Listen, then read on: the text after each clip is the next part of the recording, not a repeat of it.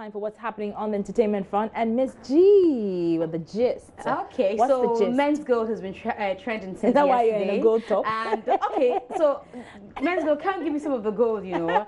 And one of its staff, okay, so it's an affiliated company. So Men's Gold has Xylophone. Right. So Xylophone signees have been speaking. I've seen the likes of Bulldog, who I'm about to show to you. I've seen Stoneboy. I've seen Benedetta Gaffa, and some others who are affiliated in a way or the other to Men's Gold. Tell you the truth, I would have been surprised if they had not come out in defense of the company. But one of the ones we've seen that is most fascinating is that of Bulldog. Okay. And let's see what he had to say.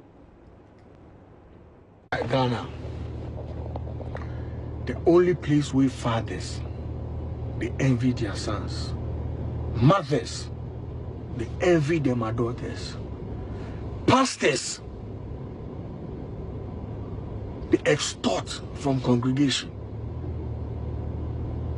Ghana, the only place leaders know they care. Grown folks know they care about upcoming, the youth. Ghana be that too. Ghana. If we tell our leaders, say make the waste them a use. You see this $50 billion. $50 billion you people won't go take from Chinese people. That be money way. It be easy for Nana Piamensa, a young man, to make by trading. It be easy. Where you know they need 100 years to pay back that money. But you for just sit the man down. Hey, make it teach you. You say Ghana beyond aid. You say if you know they understand the word you talk. Ghana beyond which aid? And that's Bulldog, you know, I don't know what to say. He was venting or he was trying to defend. Well, he's defending. Clearly, okay, he's defending. Okay, so, but he does work for the company, doesn't he? Yes, he works for an affiliated company or an affiliate. So he works for Xylophone. So he's the artisan repertoire manager for Xylophone. So of course they are all together. Now, Akofa Ejani is speaking. Okay. She's a renowned actress. She is. So I remember watching her when I was like, you know, this young, 5 years old. So you make her really? No. About 10 years old, 15 years old. Okay, about 20 years old. So she was at the funeral earlier, and she's been speaking to fellow Ghanaians to emulate the late Kofi Annan. For the achievements that he made, all the achievement where he reached, you know. I'm hoping that we would have more of our leaders and our politicians and clergy, and that all of us can emulate his example. There is a man that stood for peace, someone who believes that dialogue is better than violence, someone who respects everybody. And what I love about him most is that all the years that he even stayed outside, he never slanked, you know. He kept his donation as a proud African, as a proud Ghanaian. He makes me very proud to be Ghanaian, and today I salute a great man.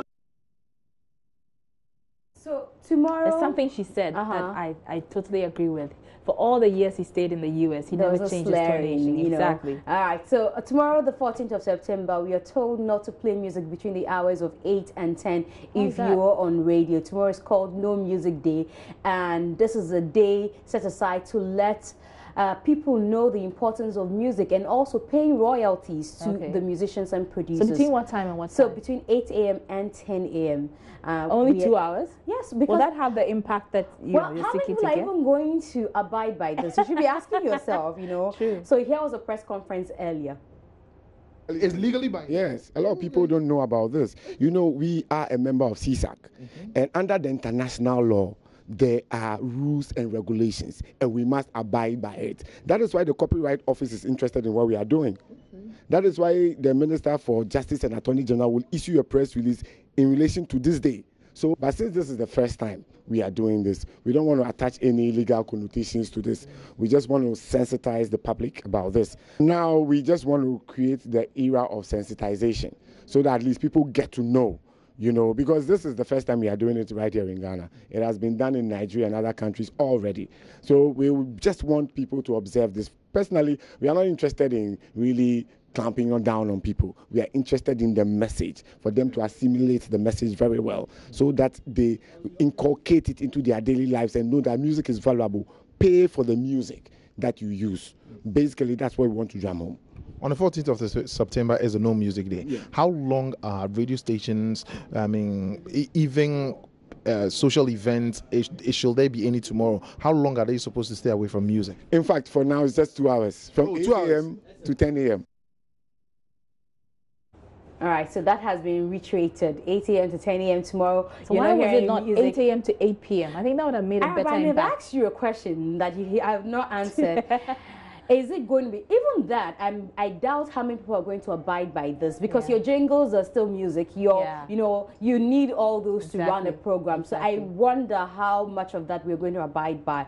Anyway, let's move away from No Music Day. I can't imagine what will happen tomorrow on radio. But now we can talk about Ella Mensah. You remember that interview Ella Mensah granted about dating a married man? Yes. Yes, and she said that under the influence of alcohol. But the question is, if she wasn't drunk, or even if she was drunk, is it true or not? Let's hear from her, including the fact that she was robbed in Nigeria. Oh, wow. It didn't make me regret, but it made me more careful, because I realized that most Ghanaians don't want the truth. You know, most Ghanaians don't want the truth. You know, we are humans, you know. Yeah, we all make mistakes. Like I said earlier, at the time I didn't even know he was married, like I said, but then it is what it is. I was under the influence of alcohol, which was true. I'm sure if I wasn't under the influence of alcohol, I wouldn't have said anything. But even though it was true, you wouldn't have said it. I'm not going to answer that. Whether it's true or not, I'm not going to comment on that. So you were robbed here?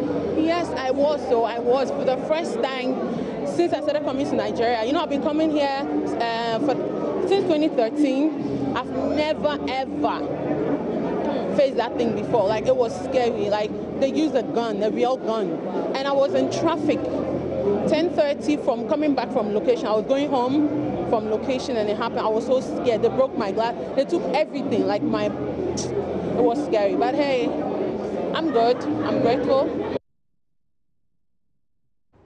All right, so quickly, let's talk about Genevieve and the Netflix deal that a lot of people are talking about. I say that it's okay, we haven't talked about it, so let's talk about it today. Now, Genevieve has become the first African to get a deal from Netflix. Now, that is a produced African movie. You know that we have a deal with Netflix with Beast of No Nation, but it's not a produced African movie. So here's an interview with Richard Quest. I think the authenticity of the story, and which is what I loved about it. It provided an environment where I could showcase the things that made me proud of our culture, our talents, our values. So it was really about that authenticity. And the story speaks for itself. Plus, you know, we focused a lot on the quality this time. So given our current situation, can you tell us how bad the numbers are? Bad. Lionheart is in severe debt. 950 million naira. What? And now. Oh, wow. And I understand she financed it herself. Yes, produced by Genevieve, directed by Genevieve, I hear. And she said she, together with her friend, she was at the Toronto International Film Festival, and she invited her friend over to join her. So two of them, she says, did this together. So congratulations to Genevieve. Indeed. Now, it's happening for Nollywood. So we have Omotala on the Oscars. Yes. We have Genevieve getting a Netflix deal. Yes. Let's see what happens to Ghana. Yes. Prayers are for Ghana. Anyway, thank you very much, Ms. G. And